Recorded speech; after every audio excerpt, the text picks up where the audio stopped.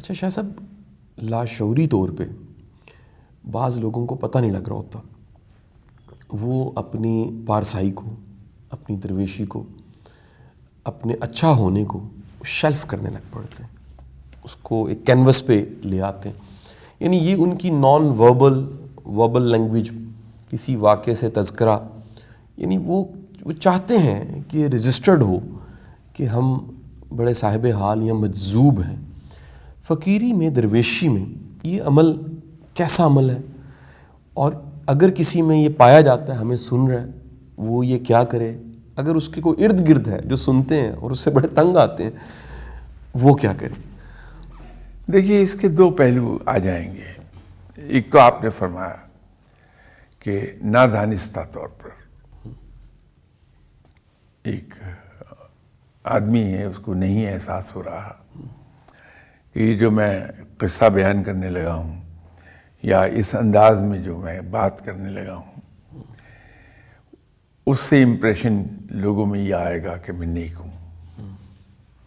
یہ اسے احساس نہیں ہے، نادانستہ ہے. تو وہاں تو مجبوری ہے.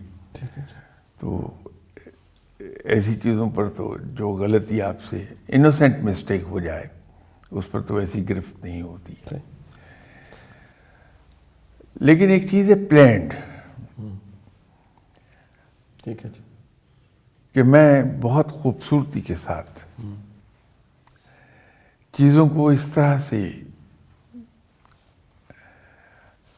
پیش کروں، کوئی واقعہ اس طرح سے پیش کروں کہ اس میں میری بڑائی اور آ جائے کہ اب یہ دکھاوے میں آ جائے گا، ریاکاری میں چلی جائے گی بات. اور فقیر لوگ اس چیز سے بہت دور بھاگتے ہیں. اس کی وجہ یہ ہے کہ اس راہ پر چلنے والے آدمی کا حال یہ ہوتا ہے کہ سندر بن میں وہ رات کے وقت اکیلا بغیر کسی ہتھیار کے جائے تو وہاں تمام درندے اور حشرات الارض وہ ولنریبل ہو جائے گا ان کے اٹیک کی طرف. تو اس کے لیے بہت ہی مضبوط ارادے کا انسان ہو، وہ بچ سکے تو بچ سکے، ورنہ بچنے کے امکانات بڑے بلیک ہو جاتے ہیں وہاں پر.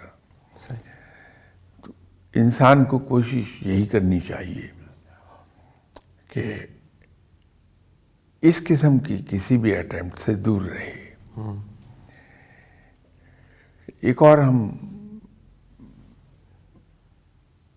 سے غلطی ہو جاتی ہے، کوتاہی ہو جاتی ہے کہ ہم نادانستہ طور پر دوسروں کو بلیٹل کر لیتے ہیں یا انہیں رن ڈاؤن کرنے کی کوشش کرتے ہیں. ٹھیک سر. اس راہ میں، درویشی کی راہ میں انسان یہ کام نہیں کرتا، اس سے دور رہتا ہے. بالکل ٹھیک سر.